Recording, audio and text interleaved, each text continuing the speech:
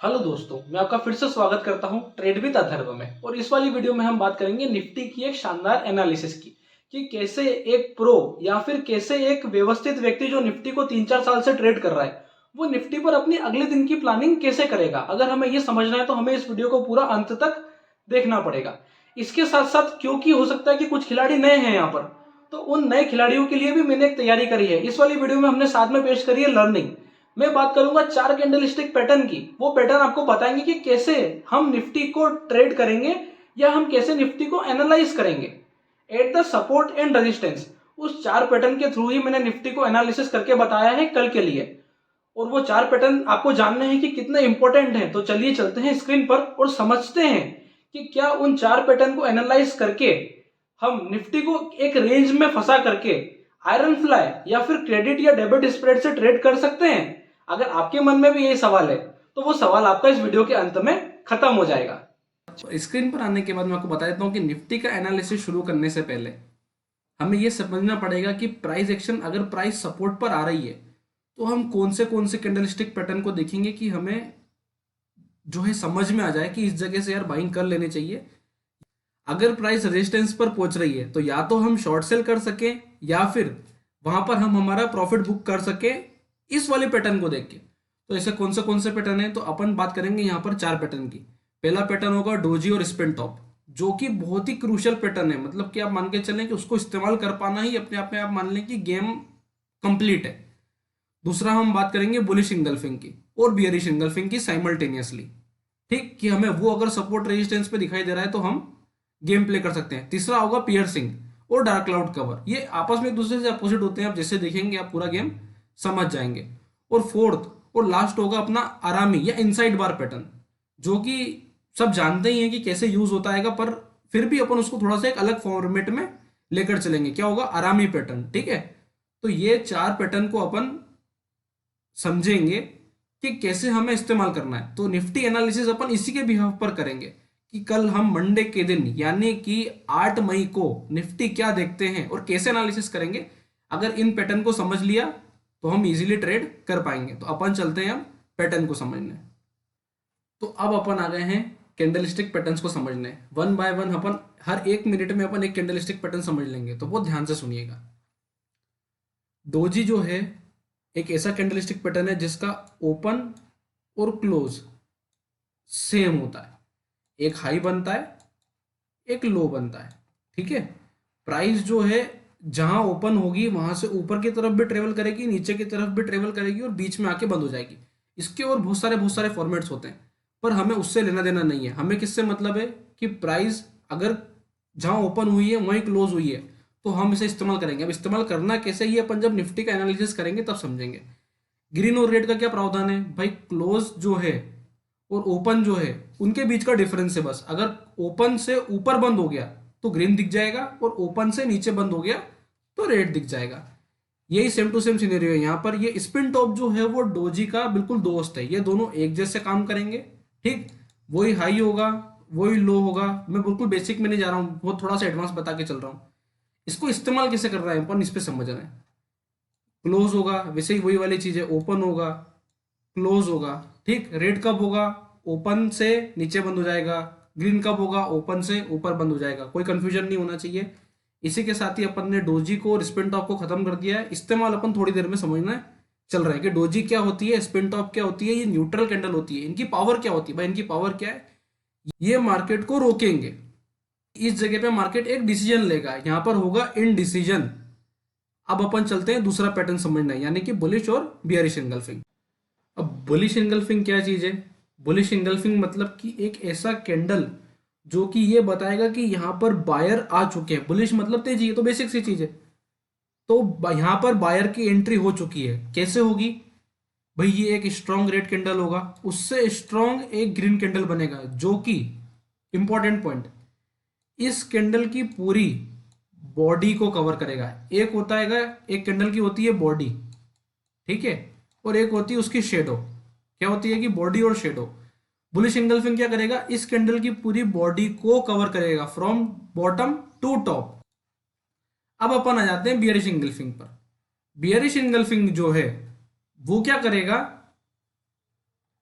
कि एक red candle बनाएगा जो ग्रीन कैंडल की पूरी बॉडी को कवर करेगा। मैंने भी बताया, एक होती है बॉडी, एक होता है शेडो। तो पूरी बॉडी अगर कवर हो गई ग्रीन कैंडल के थ्रू रेड कैंडल, अब ये कहाँ होना चाहिए, ये होना चाहिए एक अच्छे रेजिस्टेंस पर। किस पर होना चाहिए, अच्छे रेजिस्टेंस पर। और ये किस पर होना चाहिए, एक अच्छे सपोर्ट पर। तो अभी अपन जब निफ्टी का एनालिसिस करेंगे तो यही बुलिश इंगल्फिंग हमको देखने को मिलेगा, या फिर यही बियरिश इंगल्फिंग हमको देखने को मिलेगा। अब अपन अगले पैटर्न पर चलते हैं। तो अब अपन आ चुके हैं पियर्सिंग पैटर्न पर, और पियर्सिंग पैटर्न पर आने के बाद आपको दिखेगा कि अरे ये तो बिल्कुल बुलिश इंगल्फिंग की तरह दिख रहा है। तो एक बुलिश इंगल्फिंग की एक कंडीशन थी, क्या थी, कि बॉडी के ऊपर जाना चाहिए। पियर्सिंग पैटर्न की क्या कंडीशन है, पियर्सिंग पैटर्न की कंडीशन है आधे के ऊपर जाना चाहिए। किसके ऊपर जाना चाहिए, आधे के ऊपर। कि जो रेड कैंडल है और जो ग्रीन स्ट्रॉन्ग कैंडल आएगा जो कि सपोर्ट से चला होगा, कहां से चला होगा, सपोर्ट से चला होगा, वो इस रेड कैंडल के आधे को क्लियर करेगा। साइमल्टेनियसली ही ये वाला पैटर्न जो है हम तेजी के लिए देख रहे हैं, साइमल्टेनियसली ही हम एक मध्य के लिए पैटर्न देखते हैं, वो होता है डार्क क्लाउड कवर। उसका नाम होता है डार्क क्लाउड कवर, या आप इसे कह लो पियर्सिंग पैटर्न ही, बियरिश पियर्सिंग पैटर्न भी बोल सकते हैं। कंडीशन क्या होगी कि एक स्ट्रॉन्ग ग्रीन कैंडल आया होगा, ये रहा, फिर एक रेड कैंडल बनेगा जो कि इस ग्रीन कैंडल के आधे के नीचे निकलेगा, निकल गया।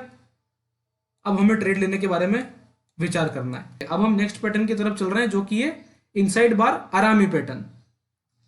तो अब अपन आ चुके हैं आरामी पैटर्न पर, और आरामी पैटर्न पर आने के बाद एक ही कंफ्यूजन लगेगा कि भाई बुलिश इंगल्फिंग से जो है हमको पियर्सिंग तो समझ में आया कि आधे से कम होना चाहिए। अब ये पियर्सिंग से आरामी में कंफ्यूजन, कोई कंफ्यूजन की नेसेसिटी नहीं है। ये जो आरामी पैटर्न है इसकी एक छोटी सी कंडीशन है, क्या, कि ये जो रेड कैंडल है, और ये जो कोई सा भी कलर हो सकता है, जरूरी नहीं कि ग्रीन ही हो, ये रेड भी वर्केबल होगा। ये रेड होगा तो भी चलेगा, ये ग्रीन होगा तो भी चलेगा।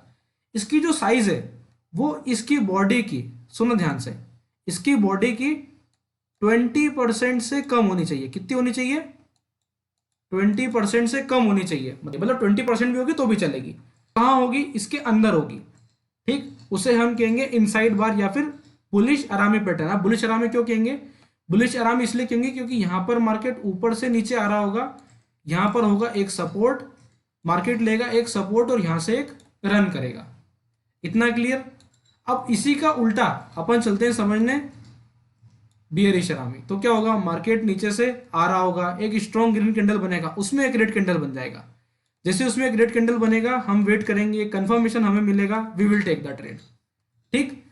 अब अपन चल रहे हैं निफ्टी पर बिल्कुल लाइव एनालिसिस करने कल के लिए, सिर्फ इन्हीं पैटर्न के हिसाब से। मतलब हम कुछ एक्स्ट्रा ऑर्डिनरी चीज नहीं लगाएंगे, जो पैटर्न हमने सीखे हैं देखिए इसी पैटर्न से मैं आपको एनालिसिस करके बता दूंगा कि मार्केट को कैसे देखा जाता है। तो अब अपन आ चुके हैं निफ्टी पर, और निफ्टी पे हमें जो खास चीज समझनी थी कि हमारे पैटर्न देख करके हमें एनालिसिस करना है कि हम निफ्टी को कैसे देखते हैं।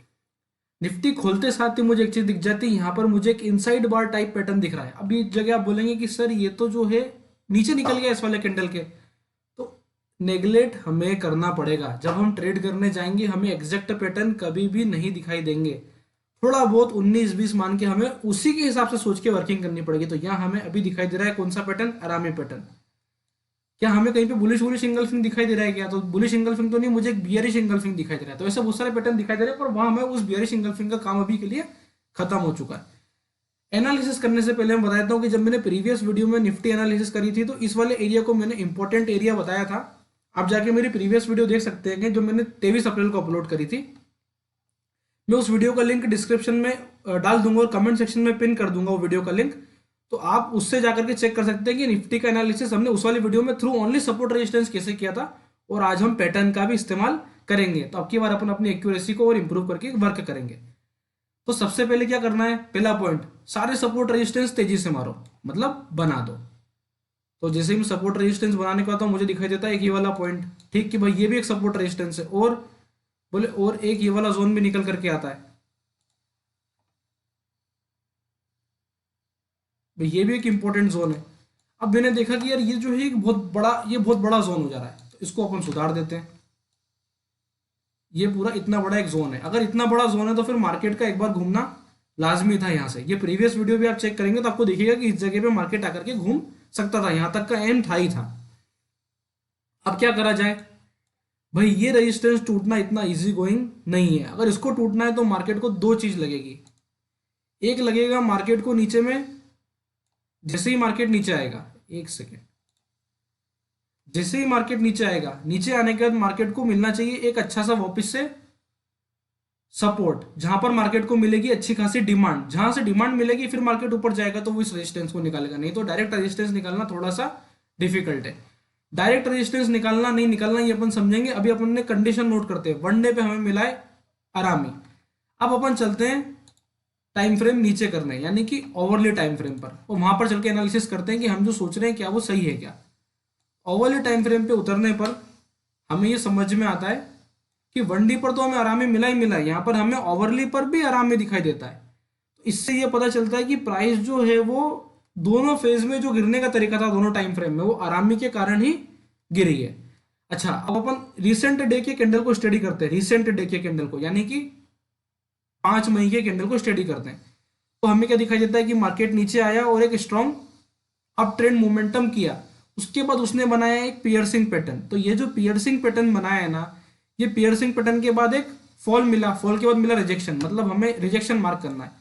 हमें कहाँ का रिजेक्शन मिला, ये रिजेक्शन मिला, ये रिजेक्शन मिला, और ये प्रीवियस रिजेक्शन है जिसको हम ड्रॉ कर सकते हैं वापस से एज अ सपोर्ट। तो अभी जो मार्केट है वो अभी हमारे सपोर्ट के ऊपर है, रेजिस्टेंस के नीचे है। नीचे में भी एक स्ट्रॉन्ग सपोर्ट मार्केट के पास मौजूद है, जो कि हम ओवरले टाइम फ्रेम पे अगर देखते हैं तो हमें बहुत इजीली दिखाई देगा, वो रहा ये वाला जोन। इसका मतलब अब अपन सोचेंगे कि मार्केट यहां से डायरेक्ट अभी गिरने वाला है, तो ये मैं क्लियर कर दूं कि मार्केट जो है वो डायरेक्ट नहीं गिरने वाला है। मार्केट एक स्ट्रॉन्ग मोमेंटम कर सकता है नीचे की तरफ, हो सकता है मंडे को करे, हो सकता है ट्यूसडे को करे, और एक इस मोमेंटम के बाद मार्केट एक टर्न अराउंड के लिए ही एम करेगा। वो डिपेंड करेगा कि मार्केट नीचे आकर के क्या पैटर्न बनाता है। दूसरी चीज, यहां से मार्केट को अगर डायरेक्ट तेजी करनी है तो ये जो ग्रीन लाइन आपको दिखाई दे रही है जो मैंने ड्रॉ करी है, ये मैंने मेरे एनालिसिस करते वक्त ही ड्रॉ कर ली थी, तो ये तब से ड्रॉ रखी हुई है। तो ये मैं बता देता हूं कि अगर मार्केट को यहां से डायरेक्ट तेजी करनी है तो डायरेक्ट तेजी हम कब करेंगे, मार्केट को कर लेने दीजिएगा, इससे इसके बीच में हमें कुछ नहीं करना है। मार्केट अगर इसके ऊपर निकल जाएगा उसके बाद हम डिसाइड करेंगे कि हमें मार्केट के साथ डायरेक्ट तेजी करनी है। पर अगर मार्केट इसके ऊपर ना निकलता है, नहीं निकलता है, तब तब हम वेट करेंगे मार्केट के यहाँ आने का, और इसके बाद ही हम हमारी आगे की वर्किंग शुरू करेंगे, या फिर मार्केट जो है वो यहाँ आकर के रुकेगा। अब इसमें हम कैसे प्ले कर सकते हैं, हमारे पास क्या कोई दूसरा प्ले करने का तरीका है? तो हमें एक चीज समझ में आ रही है कि मार्केट जो है अभी मैं अभी ये सारी चीज क्लियर कर रहा हूँ 2 मिनट के लिए, बता दे रहा हूँ कि हमारे पास दूसरा तरीका प्ले करने के लिए क्या है। तो हमारे पास जो दूसरा तरीका है प्ले करने का वो ये है कि हम ड्रॉ करेंगे एक जोन। ये वाला जोन है जहां से लगा करके मार्केट इस वाले जोन के अंदर में अभी हाल है। हम बात कर रहे हैं तेजी की, कहां से, इसके ऊपर से, कि भाई मार्केट इसके ऊपर चलेगा तो हम तेजी करने को जाएंगे। तब तक के लिए हम मान के चल रहे हैं कि मार्केट जो है वो इस जोन में फंसा रहेगा, और दूसरा जो है वो यहां से सपोर्ट लेता है। तो इस जोन के बीच में हम ये चेक करेंगे कि मार्केट बीच में कहां बैठता है। मैं ऑप्शन स्ट्रेटेजी से बता रहा हूं, आप ध्यान रखिएगा थोड़ा सा। जिनको नहीं समझ में आ रहा है वो बस जुड़े ना, आगे अपन ऑप्शन स्ट्रेटेजी की बात करेंगे। तो ये जो रेंज है ये लगभग 400 पॉइंट की रेंज है। इस 400 पॉइंट के बीच का हिस्सा पड़ता है 17,950। क्योंकि हम मार्केट में 17,950 से ऊपर है तो हम क्या करेंगे, नीचे की आयरन फ्लाई बनाएंगे, मतलब हम खेलेंगे डायरेक्शनल आयरन फ्लाई बस। तो अभी के लिए मैं आपको बता रहा हूं कि हम नीचे की डायरेक्शन आयरन फ्लाई खेलेंगे। क्या कंडीशन पे, अभी हमने ट्रेड तो कुछ लिया नहीं है, मंडे के दिन मार्केट जैसे नीचे खुल के नीचे ड्रैग करता है तो हम नीचे की आयरन फ्लाई को लगा देंगे, क्योंकि हमें मालूम है कि मार्केट नीचे जाकर टर्न अराउंड करेगा ही करेगा। और अगर इन दैट केस ये कहां तक की होगी, आने वाले गुरुवार की एक्सपायरी की होगी। और इन दैट केस अगर मार्केट इसके ऊपर खुल जाता है तो फिर हम ट्रेड करने के लिए आयरन फ्लाई ट्रेड करने नहीं जाएंगे, फिर हम कुछ दूसरा ट्रेड करेंगे। शायद तक जैसे मेरे से पूछेंगे कि मैं क्या करूंगा, तो मैं कॉल की डेबिट से प्ले करूंगा, मतलब मैं आईटीएम कॉल या एटीएम कॉल बाय करके और further call option, OTM call option sell करूंगा। तो आई होप आपको थोड़ा सा मतलब कॉम्प्लेक्स ना लगा हो, ये नॉर्मल एनालिसिस था। निफ्टी को एनालिसिस हमको ऐसे ही करना पड़ेगा, जब हम एक प्रोफेशनल की तरह ट्रेड करेंगे तो ट्रेडिंग करने का तरीका यही होगा। तो इसी के साथ ही अपन वीडियो को एड करेंगे। आई होप आपको ये सेशन समझ में आया होगा। ध्यान के रखने वाली बात है कि मार्केट अगर नीचे आएगा तो आयरन फ्लाई से प्ले करेंगे, मार्केट अगर ऊपर निकल जाता है तो कॉल की डेबिट से प्ले करेंगे, ठीक है। अब जिसको नहीं समझ में आया है वो वीडियो के साथ आगे जुड़ा रहे। आयरन फ्लाई क्या होता है, हम इसे कैसे बनाते हैं, या क्रेडिट स्प्रेड या डेबिट स्प्रेड्स कैसे बनाई जाती है, तो ये अपन सीखेंगे बराबर एक प्रॉपर सेशन में ऑब्स्ट्रा के थ्रू।